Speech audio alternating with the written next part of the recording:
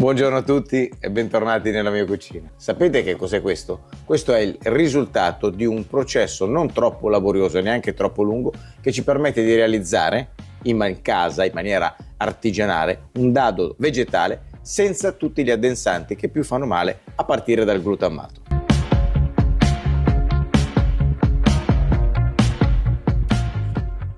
Vi ricordo come sempre che la lista degli ingredienti completa è scritta nella info box, quindi la potete trovare lì completa. Vi invito a iscrivervi al canale se non l'aveste già fatto, a lasciare un like e a condividere il video, che per me è importantissimo.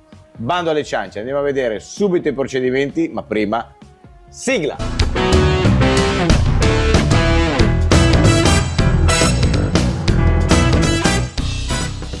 Vado subito a pelare e a tirare via la buccia alle carote, anche alle patate. Elimino anche i filamenti del sedano, perché questi poi ce li ritroviamo quando andiamo a utilizzare il dado, quindi è meglio eliminarli. Tiro via lo strato esterno della cipolla, diciamo quello più scuro, ma la pellicina esterna invece la teniamo perché ci darà colore al dado. Stessa cosa anche per il porro.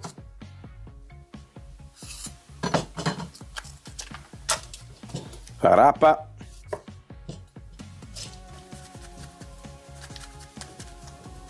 Riduciamo a dadini tutte le verdure, piccolini piccolini, facciamo il più piccolo possibile. Si può fare anche con il robot per non perdere troppo tempo. Tagliamo a dadini anche la rapa.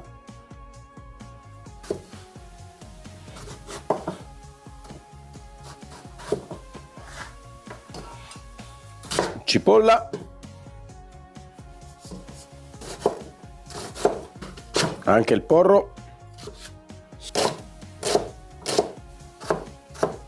Recupero anche un 50-60 grammi di aromi, principalmente le foglie del prezzemolo, gli aghi, del rosmarino e le foglioline della salvia.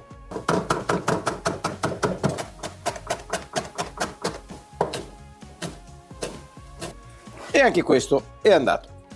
E infine la carota. Andiamo sui fornelli. Padella sul fuoco, un filo di olio extravergine di oliva, verso le verdure dentro.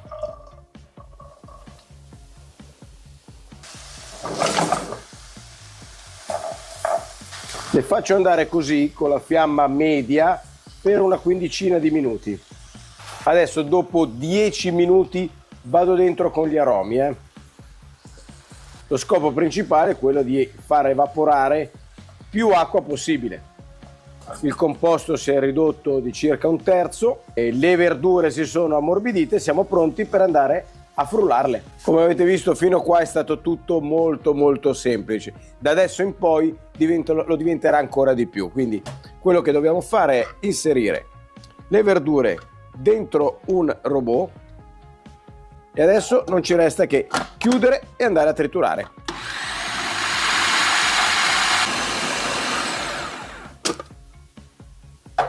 Quindi recupero via questo e andiamo a pesare. Il sale in questa preparazione è fondamentale perché lo conserverà il dado per più tempo possibile, e la proporzione è una proporzione importante, cioè ci va il 30% del peso va in sale, quindi insomma non dobbiamo sbagliare assolutamente. Io sono arrivato a 800 grammi e faccio il 30%. Peso i miei 240 grammi di sale e vado a inserirlo all'interno. Ok, ora questo quantitativo di sale, oltre a mantenerlo, farà uscire tutta l'acqua in eccesso, quindi come sappiamo il nemico del dado è il ludopatico. No, in questo caso non è il ludopatico ma l'acqua, quindi più acqua riusciremo a tirare via, più riusciremo a conservare nel tempo il dado. La prossima operazione qual è? Vedete che il sale ha fatto emergere l'acqua di vegetazione. Noi questa la dobbiamo eliminare. In che modo? Dobbiamo andare a filtrare il composto, e quindi non solo con un colino a maglie fine, ma andiamo a mettere anche un canovaccio questo qua di cotone, che riusciremo poi a spremere bene e a tirare via tutta l'acqua in eccesso.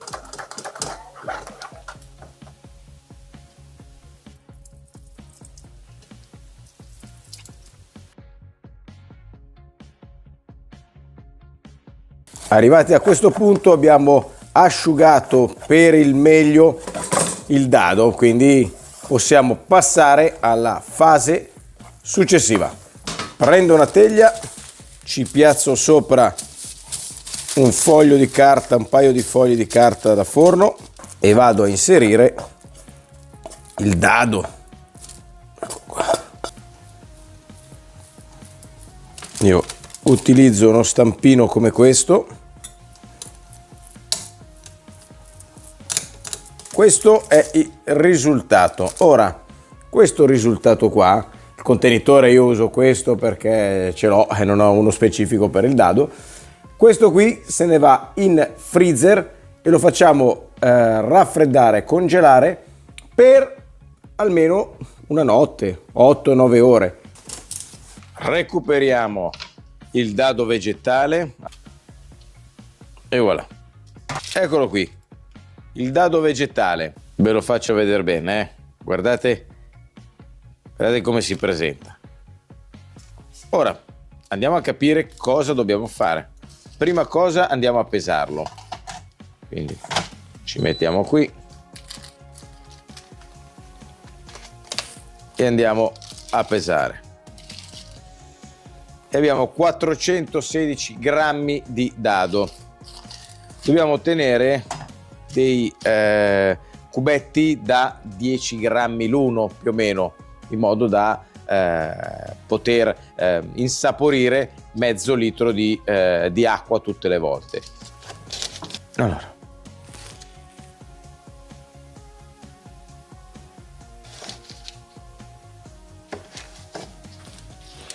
abbiamo dei dadi, eccoli qua, tutti più o meno di 10 grammi l'uno, più o meno. Guarda che roba, 10 grammi.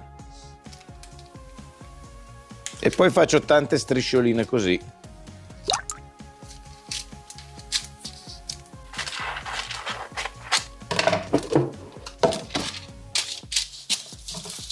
Così posso andare a inserirci dentro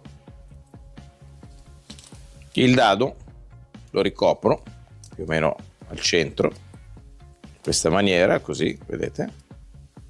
Voilà. E lo vado a depositare qua dentro. Quando poi mi servirà vado a prendere questo qui e lo butto dentro, ovviamente tirando via la carta. Poi se vi piace anche la carta ce lo buttate tutto.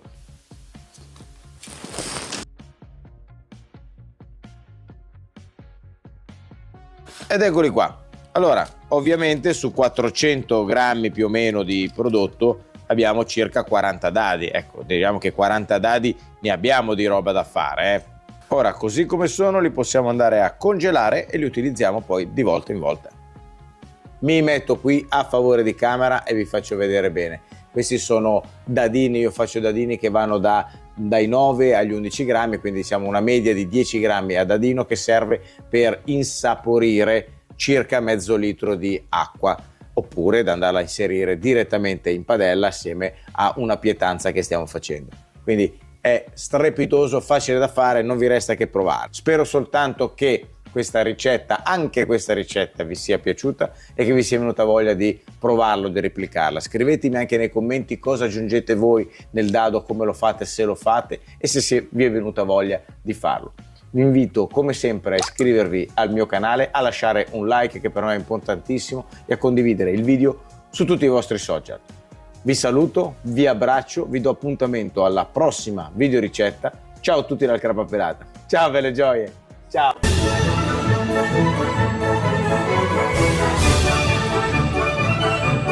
Mamma mia, meno male che le ricette dove non è prevista la prova dell'assaggio si contano sulle dita delle mani, altrimenti sarei già a dieta.